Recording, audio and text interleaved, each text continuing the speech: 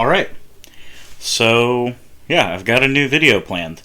I've been playing a lot of Advanced Wars by Web recently, and I was a little inspired to try and do some replay commentary, and I wanted to cast the game. So that's what I'm doing. I have full plans to continue the Fire Emblem Thracia 776 Let's Play. That's going to be coming sometime later. I'm working out a couple kinks over here on my end, and I've been really busy lately with work. I'm actually recording this at like midnight now, before I go to work in the morning. I don't have a whole lot of time. Having a kid does that to you. That's besides the point. So, today I wanted to cast this match because it was very interesting to see what the enemy did and what they could have done better. So, just to go over the COs real quick, I'm playing Jess. Jess is one of my favorite COs to play in this game. She has 10% firepower on all of her vehicles, but every other unit, including her foot soldiers, gets minus 10% attack. Which is a not great day-to-day ability, especially because her infantry are weaker. However, in this particular matchup, it ends up not mattering too much that my infantry are a little weaker.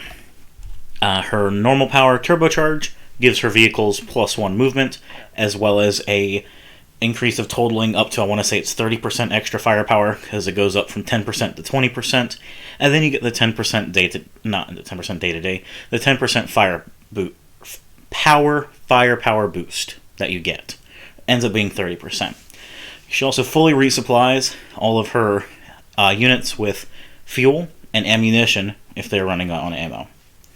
Her overdrive is basically just a increased version of it.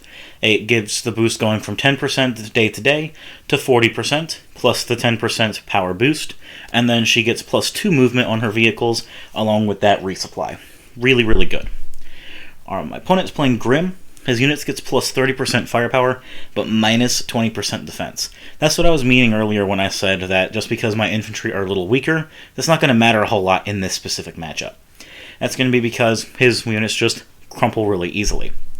He has his 2 powers Knuckle Duster, which sets his firepower from 30% to 50%, and then he has Haymaker, which goes from 30% to 80%.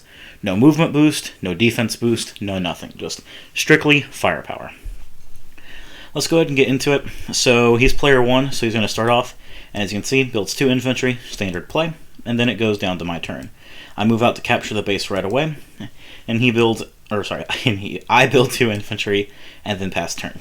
It's his move, and he goes down. He moves down rather than capturing this base. I don't know if he didn't see it at first, or he figured because it's close he can go for contested properties. A little hard to say for certain, but this is what he does.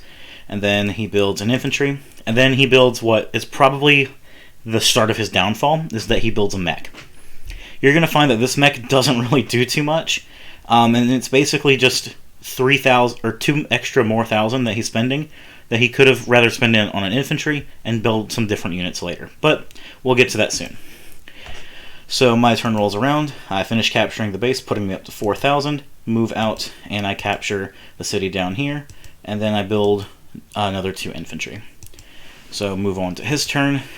Captures the base now. And then he moves down with his mech, and he moves down even further with his infantry, which is a little weird. He didn't go for this property or this one, so he's clearly going after the comm tower.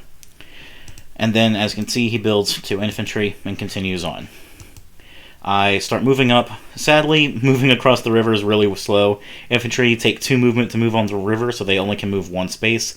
I could probably see an argument for going over here and then up here, but I'm also going to be going here and up here next turn, so it kind of depends. I move out to go capture the other cities. I start capturing here, and I build out more infantry, start moving out. So yeah, now I'm over here with 8 infantry and 3,000 left over.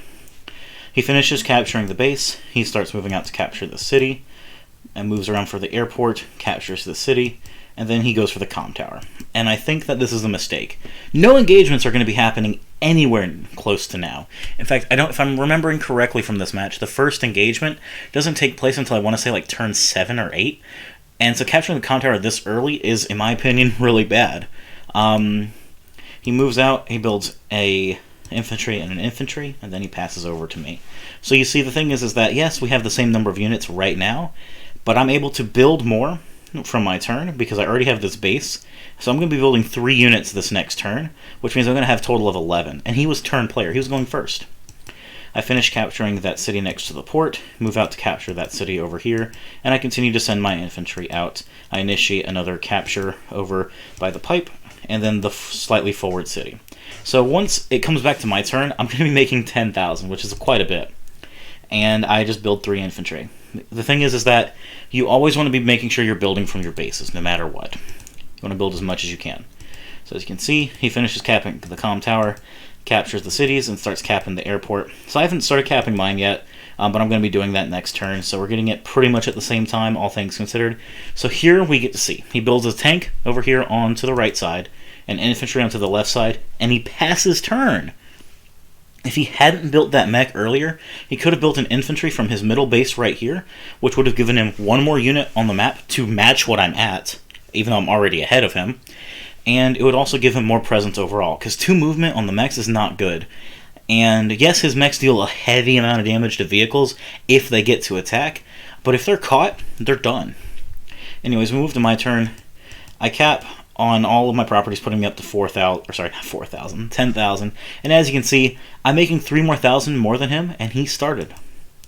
I continue to move out. I start capturing the seaport, and continue to go through so I can make sure I'm capping stuff.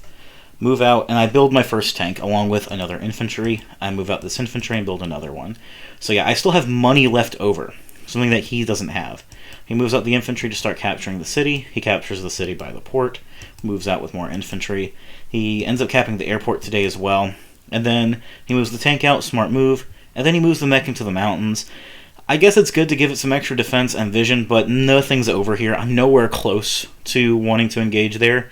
Maybe he's trying to see if he can maybe scout something to hit with his tank. I don't know. It's a little hard to say.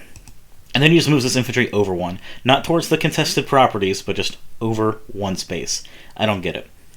But he builds another mech, which he gets to use it. I'm going to spoil a little bit. He gets to use the mech, but it's not to its fullest extent. Then he builds a recon. So he builds a mech and a recon with his 7,000, and then leaves this base open. Meaning that, once again, he's going to be down more units because he's not building properly. Now, as you can see, it's turns... Oh, shit, I rewound, sorry. It's turn 6, I'm moving out, and now I start capping my comm tower because I already have a good foothold in my own economy that I can reasonably start capturing the comm tower. I go out and I start initiating a few more caps. I finish capping the airport this turn as well, and I move out with more infantry. So now I'm making 12,000. He's going to be going up to 11,000 on his next turn, but God, it's bad how little he's making. So I build a tank, move out with this tank, and then I build 2 more infantry. And I could honestly see, like, if I was playing Jake, Lord, this game would have been even more in my favor, because this map has so many planes to be able to take engagements from, and my infantry wouldn't be weaker either. That'd mean that I would be just dealing significantly more damage overall, because there are quite a few infantry engagements.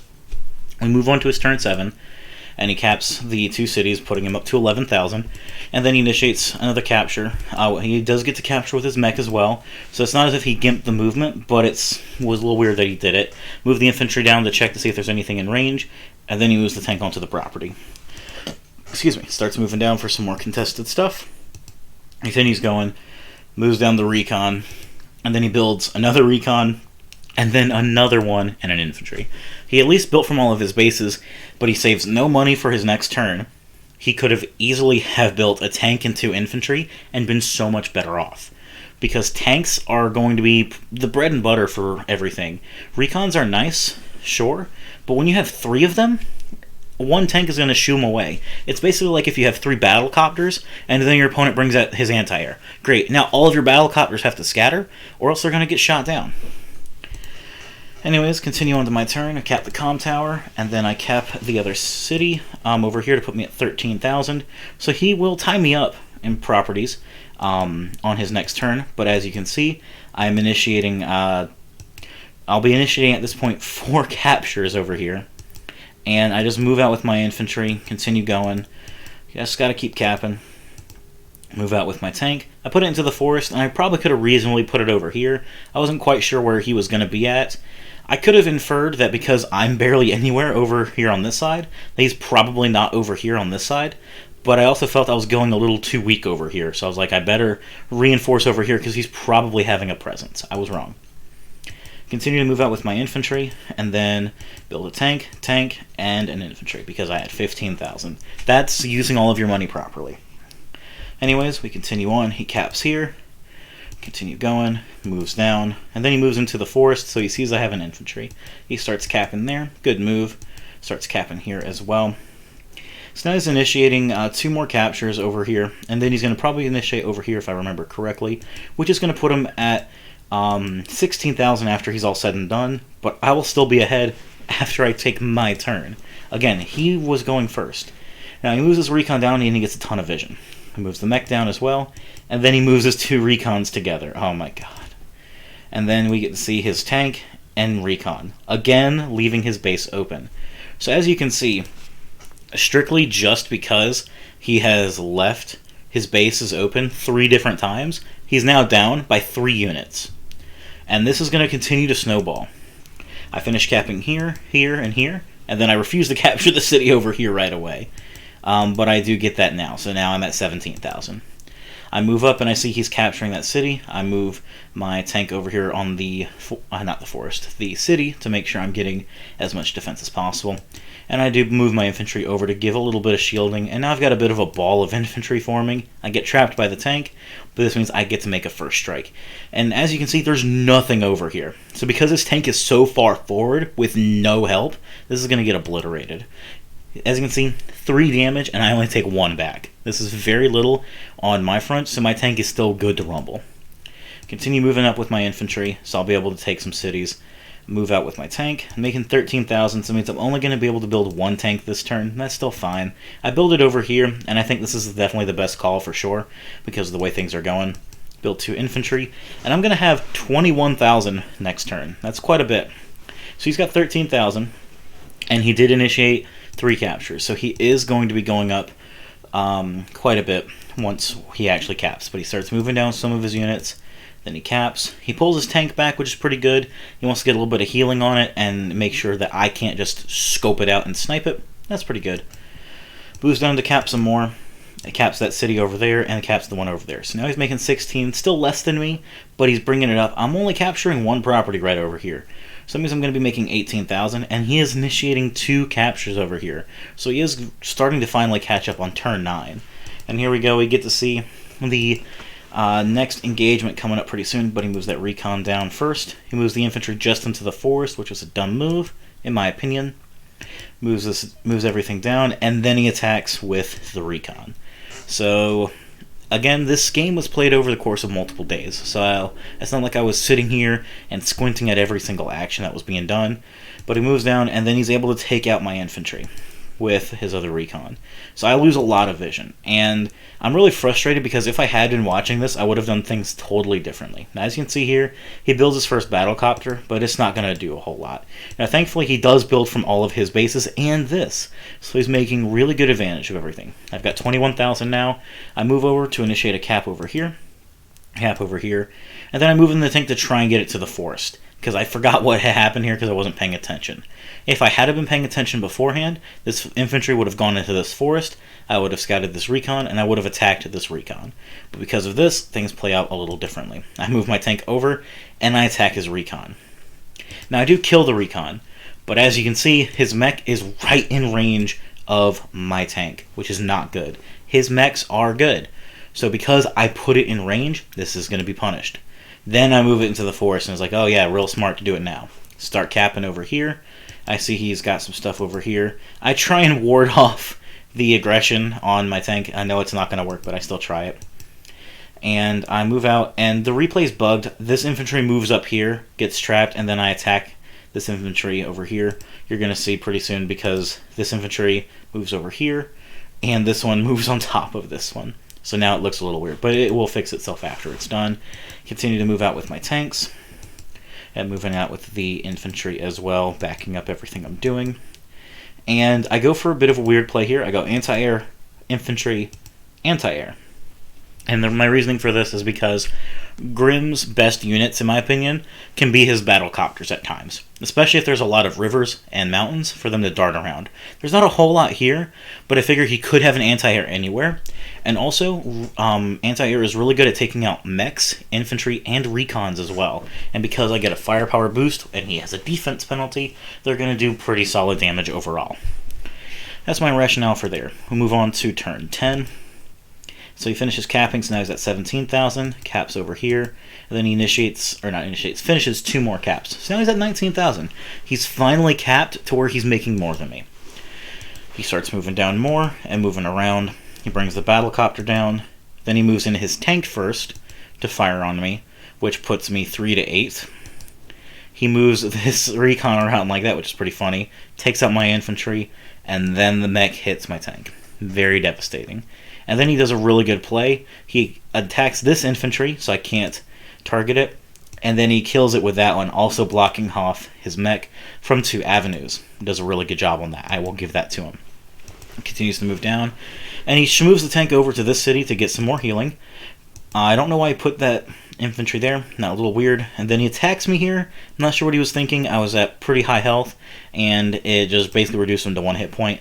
Continues to move down with his infantry. He's got 15,000, so he goes tank, tank, infantry. Good play. 2 tanks here, I'm not sure. I think maybe a tank over here would have been good. Yeah, the battlecopter kind of does a ton of damage to tanks, but as I just chip in with my infantry, especially because I have a comm tower on my side, it's going to start adding up.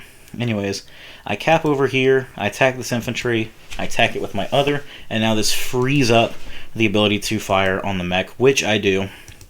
And that completely takes it out, along with this tank completely taking out his. So now his presence is just recons and nothing else, basically. I continue to move up, and I attack from the fired missile silo to make sure I'm getting as much defense as possible to negate Grimm's firepower. Move up with my anti-airs, build a tank, finish off the infantry, continue to move up, and start firing. I move into the forest, and it's funny, I end up right next to his tank. I didn't get trapped, though. I initiate the capture on his city, a capture over here, and I finish capping here.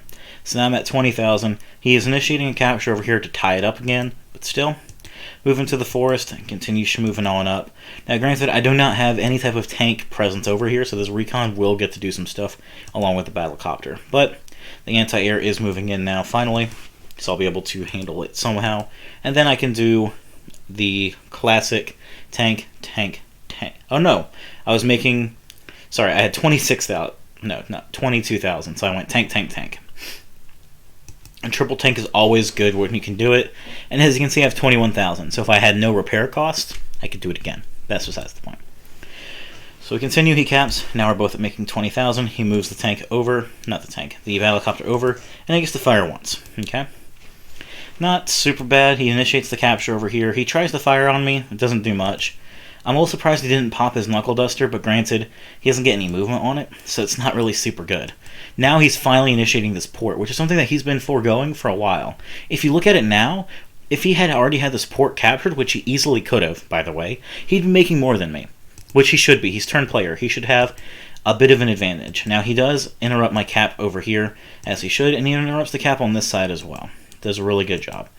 And he fires on me from the fired missile silo, and he takes out my tank. Moves the infantry there so that way I can't occupy the forest, and continues to move down. He pulls back the recon, so I'm not going to just destroy it. Same thing with the infantry. Good plays all around. Excuse me. Then he goes tank, tank, infantry. And here we go. It's my turn 11. I initiate a cap. I want to see it. It's right here. I initiate the cap here. And then I activate my power because it's ready, and I'm already seeing that there are a lot of engagements that I'd like to take. And there ends up being quite a lot I get to do. So first, I move in my anti-air, and this is going to just destroy the recon. So now, bam, most of his vision is gone. Let's see here, then I attack the infantry over here to reduce it down, and I finish it off. Blocking off my anti-air as well from any type of non-infantry or battlecopter unit from over here. I then move on to the silo, and I'm able to wipe out his infantry because I basically have 110% firepower overall. I move over to attack the recon, and because I moved it over here, I get vision on everything that's happening. So I see that he does have his first battlecopter, and I rush my anti-air over here. Granted, I should have moved it more over here, but that's besides the point, because of what ends up happening. I continue to cap, and I join cap to try and ensure I'm going to get the property, and I move in this tank to take out his on the city. I initiate another capture on one of his cities, and I am ready to follow up both of these captures with my infantry. I start finally capping this city over here, which I should have had a long time ago. That's besides the point. And I take a big risk of moving around here to interrupt his cap, and it paid off. Nothing was there, so I can finish it off with my 6 hit point infantry. I continue to move so I can try and maybe take his city over here, and then I move out with my tanks. Because they have that extra movement, they're going to be able just to get where they need to a little bit faster, and put me in a good spot. Move out with my infantry, and I just go for, again, the triple tank. Might as well, because I've got the exact funds for it. And there we go. So now we move on to his turn, and he caps the port, and then he concedes. And I kind of get where he's coming from. I mean, if we look at the values, before he's built anything, he has only 15 units left, and his value is 51,400. I have 26 units, with my value being 91,900.